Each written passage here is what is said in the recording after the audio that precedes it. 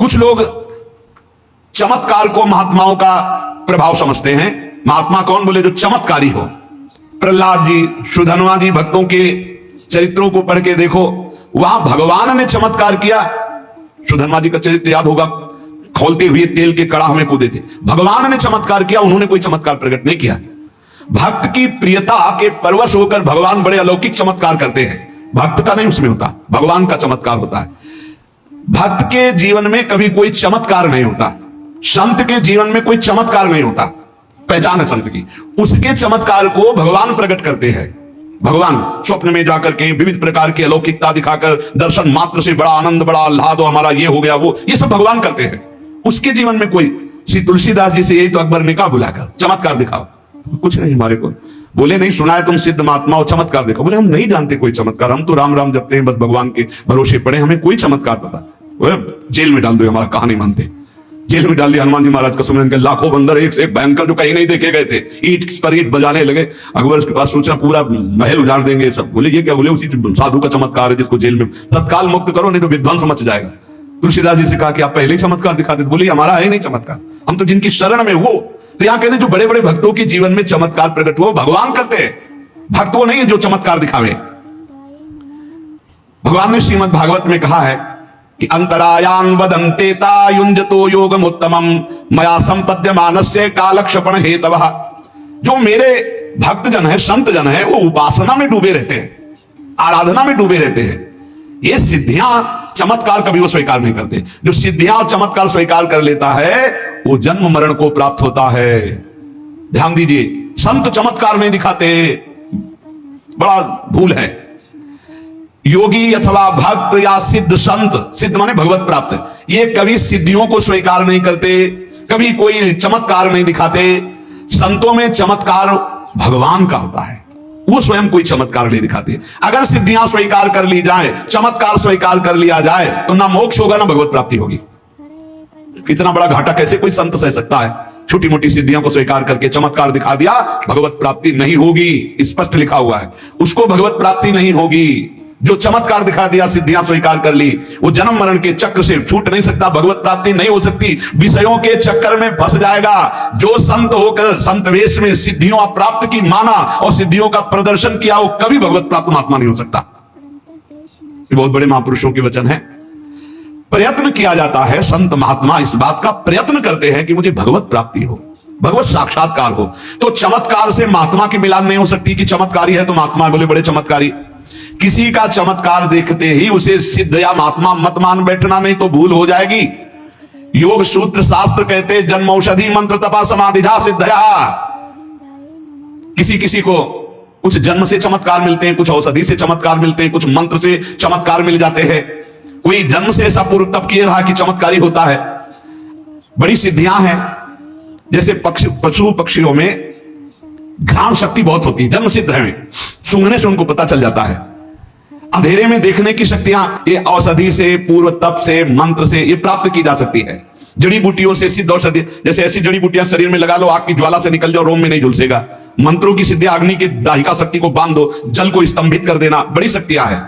लेकिन कई ऐसी सिद्धियां जो मलिन मंत्रों से होती हैं, यक्षिणी सिद्ध कर लेना, प्रेत सिद्ध कर लेना, भूत चुड़ैल सिद्ध कर लेना, और वो सब बताता रहे। एक बार भाई जी महाराज को पता चला एक सिद्ध पुरुष हैं जो नाम बता देते हैं, काम बता देते हैं। भाई जी ने कहा ऐसे सिद्ध पुरुष, क्योंकि वो शास्त्र ऐसे तो नहीं होते। तो वहां भाई जी भी गए, वो देखते ही बोलने लगे आपका नाम श्री हनुमान प्रसाद पोद्दार जी है, आप संपादन का कार्य करते हैं। भाई जी चुप उसकी दृष्टि में देख रहे हैं। वो ऐसे बात कर रहा है जैसे कोई उनसे बात कर रहा हो, फिर वो बात कर रहे हैं जी। पूरी बातचीत हो रही, जब सबको हटा दिया, सब चले गए, उनका किससे बात करते हो आप? आपका स्वयं का तो ज्ञान है नहीं। उनका नहीं, मैं तो बोले नहीं, आप समझ रहे हो, जितना समझ पा रहे हो उससे कई गुना अभी दूर हो हमसे, आप किससे बात कर रहे हो? उनका किसी से कहना नहीं, यक्षिणी से बात करते हैं। कहां यक्षिणी? तो उन्होंने कान में दिखाया, मनुष्य का मल विष्ठा यहां ऐसे कपड़े में बांध, और उसी में यक्षिणी बैठी थी, उसको बता देती थी ये बंबई से आया हुआ है, ये कार्य, वो बोलता जा रहा है, वो करता जा रहा है। तो भाई जी ने कहा तुम्हारी दुर्गति को कोई नहीं रोक सकता, तुम्हारा नाश होगा, पतन होगा, तुम छल कर रहे हो, यक्षिणी सिद्ध करके लोगों को भ्रम में डालकर सिद्ध संत बनना चाहते हो। दुर्गति हुई। भाई जी ने लिखा था कि अंतिम समय वो भागा, यक्षिणी से पूछा कि हमारी मृत्यु का तो बताया, तो भागे नर्मदा की तरफ, तो रास्ते में एक क्षण उसे मार के गिरा दिया, जिंदगी भर हमारी सेवकाई की, अब तुझे जिंदगी के बाद मेरी सेवकाई करनी पड़ेगी। तो बोले कई ऐसे मलिन मंत्र हैं जिनके द्वारा चमत्कार सिद्धियां प्रकट की जाती है। संकल्प सिद्धि, हठयोग की सिद्धि, हिप्नोटिज्म या मेसमेरिज्म की कई सिद्धियां होती हैं जो आपको आश्चर्यचकित कर देंगे। जैसे चाहे वैसे आपको घुमाता चला जाए, जो सोचवाना चाहे वही आपसे सोचवा, कई तरह की। ये सब संतों में नहीं होती, सब नाटकबाजी है, ये माया की सब नाटकबाजी है। इस विषय में बहुत सावधान रहना चाहिए। जहां चमत्कार, सिद्धियां, प्रलोभन दुनिया के, बहुत सावधान। शुद्ध भगवत मार्ग अलग है, भगवत प्राप्ति, तत्वबोध, तत्व ज्ञान अलग है। कुछ लोग आर्थिक लाभ करने वाले ऐसे पाखंड में फंस जाते हैं, कुछ लोग अपने दुख निवृत्ति के लिए ऐसे दम्भ में फंस जाते हैं जो अपनी क्रियाओं से खूब ठगी कर रहे हैं। जो इन चमत्कार, सिद्धि और लुभायमान बातों में फंस जाता है, ना वो भगवत प्राप्ति की योग्यता रख पाता है, ना भगवत प्राप्ति की इच्छा कर पाता है। मुमुक्ष, भगवत मोक्ष प्राप्त करने वाला, भगवत प्राप्ति की इच्छा करने वालों को ऐसी सिद्धियों को दिखाने वाले, ऐसे चमत्कार वालों को बिल्कुल नजदीक नहीं जाना चाहिए। वहां कुछ नहीं, भगवत प्राप्ति लायक कुछ नहीं, मोक्ष प्राप्ति लायक कुछ नहीं है। अर्थार्थियों को सावधान रहना चाहिए, छलावा हो सकता है। लोभियों को, ठग के, ये भूखे लोग जो धन के हैं, ऐसे लोग घेरते हैं। ये ठगाई का धंधा है। हम पढ़ के बोल रहे हैं भाई, इसीलिए सामने रखते हैं। ये ठगाई का धंधा है, भगवत प्राप्ति या कोई चमत्कार नहीं है। संत महात्मा या भगवान का शुद्ध योगी कभी ऐसा नहीं करता, पूर्व में हुए हैं। आजकल ठगों के समुदाय बढ़ रहे हैं, संत महात्माओं के नहीं। बिरले कोई संत महात्मा भजन करने वाले। सत्संग का मतलब क्या होता है? ठीक सही मार्ग पे चलने का हमें दर्शन होना, ये शास्त्र सम्मत। हम इसीलिए रख के बोलते हैं कि जो सामने लिखा है वही हम तुम्हें पढ़ के सुना रहे हैं, महापुरुषों के वचन। मोक्ष अथवा भगवत प्राप्ति चाहने वालों को इन चमत्कार, सिद्धियां दिखाने वाले, इनसे बचना चाहिए। जिसका मोक्ष मार्ग होता है वो निसंग होता है। जो भगवत प्राप्ति करना चाहता है भगवान से तन्मय होता है, दोनों ये चमत्कार और सिद्धियां स्वीकार नहीं करते। निसंग को किसी संबंध की जरूरत नहीं है और तन्मयता को किसी की जरूरत नहीं, दोनों निसंग होते हैं। भगवत प्राप्ति चाहने वाला एक मुमुक्ष, एक भगवत प्राप्त और एक मोक्ष को प्राप्त महापुरुष, दोनों निसंग होते हैं। नारायण परा सर्वे ना कुतश्चन विभत्य स्वर्गापवर्ग नरकेष्वपि तुल्यार्थ दर्शिना। जो भगवान के परायण है वो निसंग भक्त है, वो न नरक की त्रास रखते हैं, न स्वर्ग की आस रखते हैं, न मोक्ष की परवाह करते। फिर वो सिद्धियों को क्यों स्वीकार करेंगे? वो चमत्कार दिखाकर लोगों को क्यों आकर्षित करेंगे?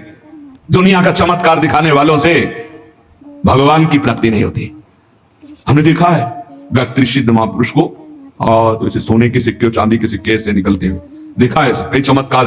और यहां बिल्कुल घास नहीं डाल रहे कि सिद्धियां, चमत्कार जहां वहां भगवत प्राप्ति का नामो निशान नहीं।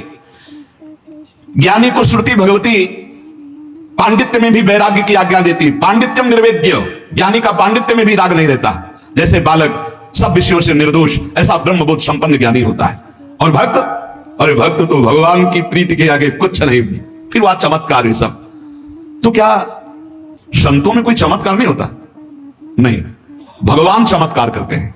संतों का यश करे करावे आप सब जने बढ़ाई दे। जो संतों का यश होता है, जो संतों की दिव्यता होती है, वो भगवान करते हैं। वो स्वयं में कुछ ऐसा नहीं, वो स्वयं में सहज सरल स्वभाव, न मन को टिलाई, एकदम शांत गंभीर समुद्रवत, कहीं किंचन मात्र कोई अहम नहीं, कोई चमत्कार नहीं, सारा चमत्कार भगवान करते हैं। तत्व ज्ञान होने के बाद जिसका माया मन नष्ट हो गया है, वो सिद्धि और चमत्कार को छू भी नहीं सकता। और भगवत प्राप्त होने के बाद तो सवाल ही नहीं। तो दोनों, एक भगवत प्राप्त और एक ब्रह्मबोध, एक भगवत प्राप्ति की चाह रखने वाला, एक तत्व ज्ञान के मार्ग में चलने वाला, दोनों चमत्कार और ये नहीं स्वीकार करते। इसीलिए आप हमारे ब्रज के भक्तों को पढ़ के देखो, एक से एक बड़े महान भागवत, लेकिन अत्यंत दैन्य, अत्यंत दैन्य। वर्तमान समय में बड़ा धोखा है। लोग संत का पता इसी बात से लगाते हैं कि कितना चमत्कारी है। पता नहीं, बचो। भगवान नाम जब, भगवत कीर्तन, भगवत आराधना, बिल्कुल शुद्ध मार्ग में चलो, जीव का इसी जन्म में निस्तार हो जाए, भगवान की प्राप्ति हो जाए। इसीलिए सत्संग, नौटंकी, नाटक, मनोरंजन, ये सत्संग मनोरंजन नहीं, शुद्ध भगवत मार्ग है, जहां से हम माया का त्याग करके भगवत प्राप्ति करते हैं। संत का चमत्कार है कि संसार से मन हटकर भगवान में लग जाए, यही सबसे बड़ा चमत्कार है। वो भगवान का नाम जपने लगे, वो गंदी बातें छोड़ दे, ये चमत्कार है संत का। अपने आप सबके हृदय में उसका प्रभाव पड़ेगा।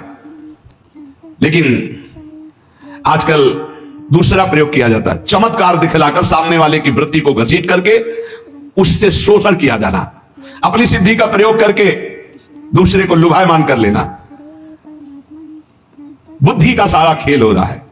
वर्तमान समय में जैसा संत मिलकर के जो भगवत प्राप्ति ज्ञान बड़ा दुर्लभ है, लेकिन अभाव नहीं है तो हमारी बात उन मुमुक्षुओं से, उन भगवत प्राप्ति के साधकों से है कि नामधारी पाखंड का आश्रय लेने वाले, दम्भ का आश्रय लेने वाले, नाना प्रकार के नौटंकी नाटक करने वालों से बच करके एकमात्र जहां भगवान के नाम रूप लीला धाम की चर्चा या तत्वबोध की प्राप्ति की बात, तो महापुरुष संत जनों का संग मोक्ष का खुला हुआ द्वार है।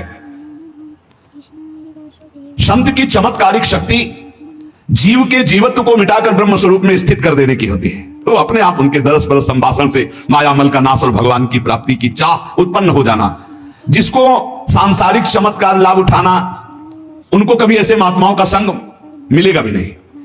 याद रखना, महात्माओं का संग मोक्ष का खुला हुआ द्वार है।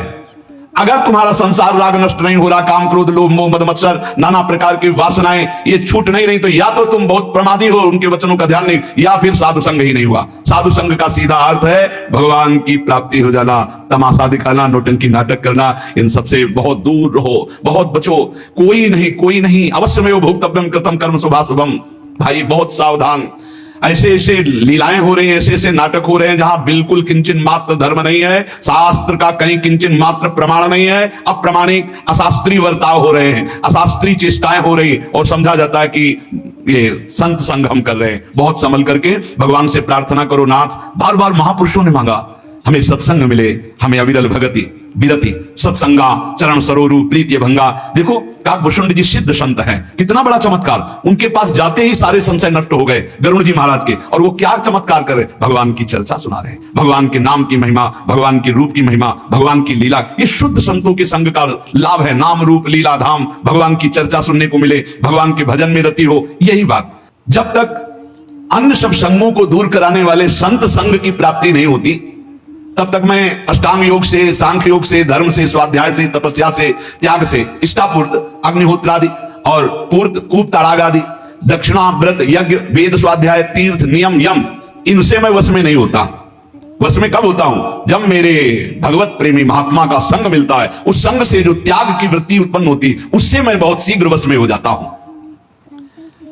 जीवों के अंदर दुष्संग की वृत्तियां होती हैं, इनका नाश ही केवल सच्चे संतों के संग से होता है। संत समागम जिसको प्राप्त हो गया, मतलब भगवत प्राप्ति हो गई। सच्चा संत मिल जाए बस हो गया। सत्संगति सीधे लिखा संस्कृति का रंता, सत्संग मिला कि अब संसार से उसके मोक्ष होने का समय आ गया। संत सेवा का लाभ अमोघ है, पर सच्चे संत शर्त है, सच्चे संत मिल जाए तो उनके संग में रहने मात्र से भगवत प्राप्ति हो जाएगी। निरारंभा हरापि वयम पुण्यशीलेषु साधुषु पुण्यमेवाप्नुयामेव पापम पापोपसेवनात्। कोई भी आचरण, कोई भी अनुष्ठान जीवन में नहीं हुआ, लेकिन भगवत प्रेमी महात्मा का संग मिल गया तो बोले वो सर्वश्रेष्ठ पदवी को प्राप्त हो जाएगा साधु समागम के प्रभाव से, केवल रहने मात्र से। महाभारत के इस श्लोक में संत के समीप रहने मात्र से वो भगवत प्राप्ति कर लेगा। जैसे चंदन के वृक्ष के समीप रहने वाले नीम और बबूल भी चंदन के भाव ही बिक जाते हैं, उनमें भी सुगंध आ जाती, वो भी चंदन ही बन जाते हैं। ऐसे संत के समीप रहने वाले भी संत ही बन जाते हैं। और संत अगर ये लक्षण ना हो तो वो संत नहीं है, पाखंड है। कौन से लक्षण? बोले कृपालु कृत्य दोहस्ति दिक्षु सर्वदेहि नाम सत्य सारो नवद्यात्मा समाः सर्वोपकारकः कामैरहत् धीर्दान्तो मृदु सुचिर किंचनः अनिहोमित भुक्षांत स्थिरो मच्छरणो मुनिः अप्रमत्तो गभीरात्मा धृतिमांगित षड्गुणः अमानी मानदः कल्पो मैत्र्या कारुणिकः कविः। कृपालु, उसका स्वभाव बड़ा दयावान होता है। कृपालु स्वभाव देने वाला होता है, लेने वाला नहीं होता। ये सावधानी रखनी चाहिए, बिल्कुल नहीं। पाखंड और दंभ का बढ़ावा नहीं देना चाहिए, नौटंकी नाटक का बढ़ावा नहीं देना, इसमें नहीं। जो तुमसे सीधे अर्थ मांग रहा है वो व्यापारी है, वो भोगी है, पाखंडी है, पैसा मांगने वाली बात नहीं होगी। कृपालु, उसके हृदय में इतनी कृपा होती कि वो देना जानता है। सेवक जी महाराज कह रहे, श्री हरिवंश धर्म प्रगट जानिए, श्री हरिवंश नाम जाहिए, नाम सिद्धि पहचानिए, श्री हरिवंश नाम सब सिद्धि सबय रसिक बिलसै नवनिधि भुगतै और दे ही और न जाचहि पोषण भरन न चिंत कराएं, श्री हरिवंश विभव बिलसाएं, श्री वृंदावन की माधुरी। ये मांगा। काचे धर्मियों को फटकारते हुए सेवक जी कहते, केतिक आयु केतिक जीवन, काहे विनाशत का झटकत, देखे कि मैं जोरे हाथ लटकत। हे भगवत मार्ग के प्रति को हरिदास हो, संत हो तुम। कृपालु रकुरत द्रोह तितिक्षु सर्वदेही नाम। संत का पहला लक्षण है उसमें लेने की इच्छा नहीं होती। तुम्हें कुछ देने के लिए बहुत चिड़िया विनती करनी पड़ेगी, अगर वो ले ले तो अहोभाग्य समझो। वो लेने में रुचि नहीं रखता क्योंकि कृपालु स्वभाव होता है। उधर पोषण रोटी दाल वो बात अलग है। अर्थ की आकांक्षा कर देना ये आज तक हमने सच्चे संतों में कहने देखा। एक बार परम पूज्य श्री विरक्तानंद जी की मंडली में, प्रयाग की बात है, मंडली के साथ गए, इतना उच्च कोटि की व्यवस्था हुई थी। जे भी विरक्तानंद जी ने देखा, सैकड़ों संत उनके साथ थे, बहुत उच्च कोटि के महापुरुष। उन्होंने कहा किसी का भी चरणामृत नहीं दोगे, किसी को भी माला नहीं पहनाओगे, किसी को भी आसन नहीं दोगे, हम सब रज में बैठेंगे और जैसे पवाया उन्होंने कि हम आज्ञा करें वैसे सीधे सबके सामने ले जाओ, जो पाना चाहे रख दो, बस न तिलक लगाओगे न माला पहनाओगे, छूओगे नहीं किसी संत को, और कोई भी संत भेंट नहीं, कुछ नहीं। संतों को देखा है अच्छे अच्छे कांपते हैं उनके आगे, भाई बहुत चरणों में झूमता है। अरे भगवान का जो भजन करते हैं उनमें कहीं इस तरह की घृणास्पद वृत्ति होगी। कृपालु रकुरत द्रोह तितिक्षु सर्वदेही नाम। संत संघ की बड़ी महिमा है, पर पहचान बाहरी जो हमारे शास्त्र कह रहे हैं, वैसे तो संत को संत ही पहचान सकते, पर ये कुछ बाहरी लक्षण है, जब तक ना मिले तब तक सावधान रहें। बोले कृपालु और अकृत द्रोह तितिक्षु सर्वदेही नाम। उनका स्वभाव बड़ा करुणामय होता है, कृपालु स्वभाव होता है, उनसे कभी कारज हानि नहीं हो सकती, वो सदैव मंगल ही चाहते हैं, कभी ऐसा नहीं। और आप जब कभी कुछ सेवा करने के बाद तो बड़े सकुच जाएंगे, नहीं नहीं ऐसा नहीं नहीं। अगर वो स्वीकार करते हैं किसी भी तरह की सेवा, बड़ी भगवत कृपा से, भगवत प्रेमी महात्मा। दूसरा, वो किसी से द्रोह नहीं करते, अकृत द्रोह, कभी किसी से द्रोह नहीं करते।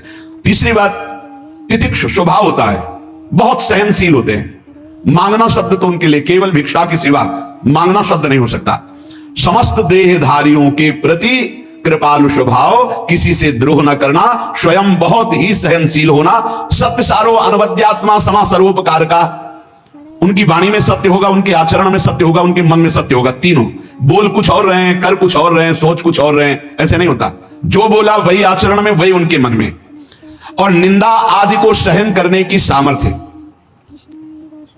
कोई निंदा करे उसको मुस्कुरा के सह जाए, संत का लक्षण। सबके प्रति कृपालु भाव, तितिक्षु सहनशील, सत्य बोलना, सत्य सोचना, सत्य आचरण करना, और सुख आदि द्वंद्वों में समान भाव रखना।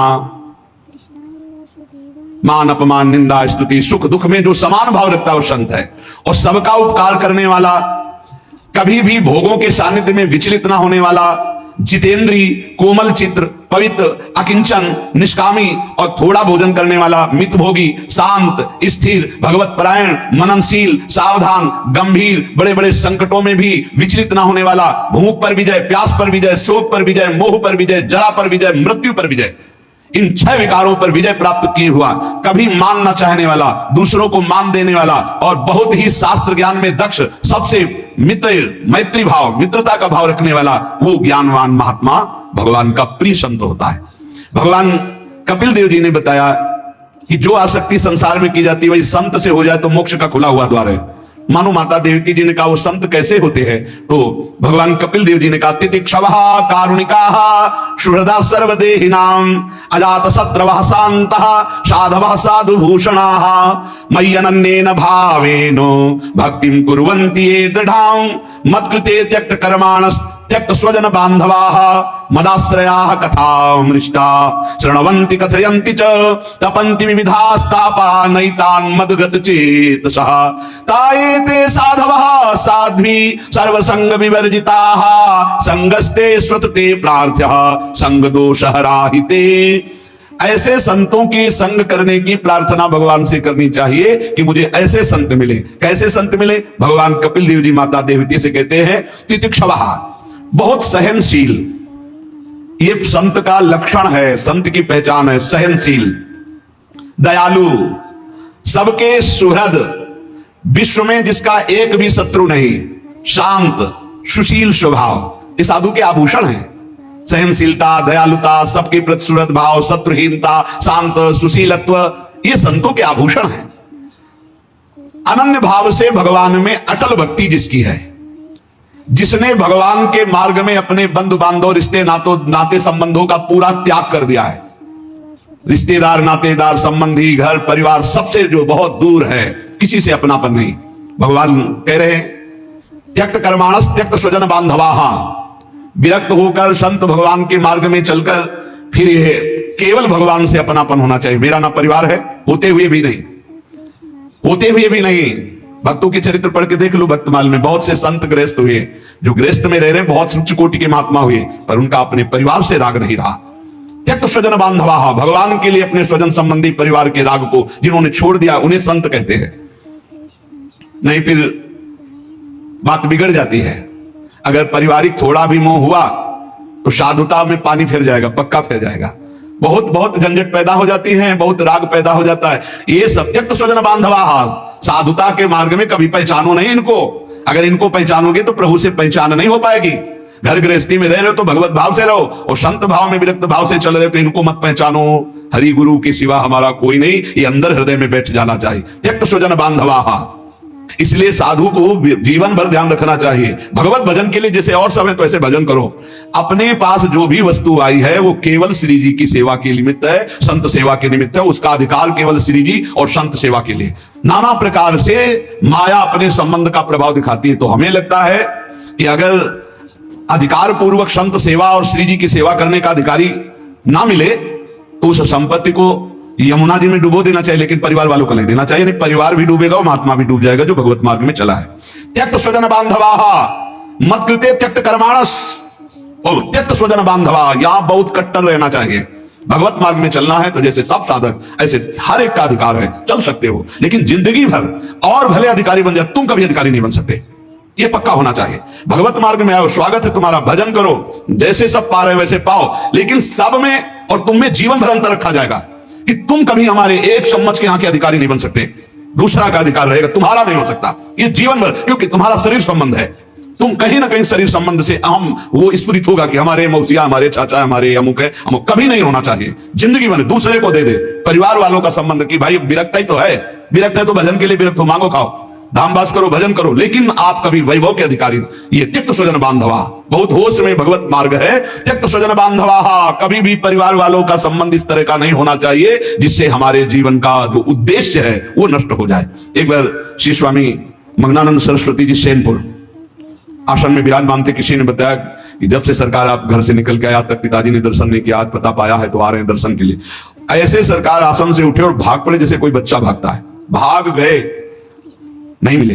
जब लौट के फिर पता चला कि आश्रम से चले, जब भाई स्वामी जी नहीं मिलना चाहते तो आप कृपा करके जाए। तो लौट के आए, बोले ऐसा क्यों किया?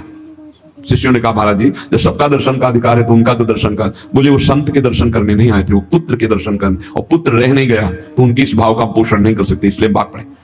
संत के दर्शन करने आते तो मैं नहीं भागता, लेकिन वो संत दर्शन के लिए नहीं आए। परिवार के जनों को रहता है, पक्का रहता है। आप बात करके देख लो, परिवार वालों को लगता है मेरा है, बस वो संसार के राग में है। इसलिए कभी भी विरक्त को अपने परिवार वालों से राग नहीं रखना है, नहीं तो वही राग भगवान के अनुराग में बाधा पड़ जाएगा। मान लेना वो राग किस तरह से बाधा में पड़ेगा, पता नहीं कौन सा रूप रख ले, कौन सी आसक्ति रख ले, कौन सा घटना रख ले कि तुम्हें हरि गुरु से विमुख कर देगा। इसलिए त्यक्त स्वजन बांधवा, स्वयं कपिल देव भगवान कह रहे हैं, मुझ में अनन्य अटल भक्ति, मेरे लिए सारे कर्मों का समर्पण और मेरे लिए अपने रिश्ते नाते बंधु बांधवों का त्याग। जो मेरी निर्मल कथाओं को सुनते रहते हैं, कहते रहते हैं, मेरे में चित्त लगाए हुए मंगल चित्त हैं, जो तीनों प्रकार के तापों को तपस्या के द्वारा भस्म कर दिए, दैहिक दैविक भौतिक, जो संपूर्ण संगों का त्याग करके असंग रहते हैं, ऐसे सर्वगुण संपन्न संत कहे जाते हैं। हे माता, तुम्हें ऐसे ही संतों का संग करना चाहिए। संतों का संग भगवत प्राप्ति निश्चित, पर संत संग मिलना बड़ा कठिन है। कर्म कांडी, तपस्वी, योगी, साधना परायण, वेद वाक्य वेदांत का प्रवचन, ये सब हो सकता है, लेकिन भगवान में तन्मयता, परम श्रद्धा, परम निष्ठा और जो संतों के लक्षण वर्णन, ऐसे संत मिलना बहुत कठिन है। हम ये नहीं कहते कि जो साधक हैं, जो कर्मकांडी हैं, जो योगी हैं, जो वेदांत का वर्णन कर रहे हैं, वो संत नहीं हो सकते, पर वो जब तक ये लक्षण नहीं आते पूर्ण रूप से, तब तक गिरने के बहुत चांस होते हैं, दम भाने की बहुत गुंजाइश होती है। हमें लगता है कि भगवान से प्रार्थना करनी चाहिए कि भगवान मेरे जीवन में किसी आदर्श महान संत का प्रवेश हो जाए। आप कृपा करो, मैं तो नहीं जानता कौन संत है, पर आप तो जानते हैं ना संत को, तो आप कृपा करके मुझे संत संग प्रदान कीजिए। गोविंदाय नमो नमः। कृष्णाय वासुदेवाय हरे परमात्मने प्रणत क्लेश नाशाय गोविंदाय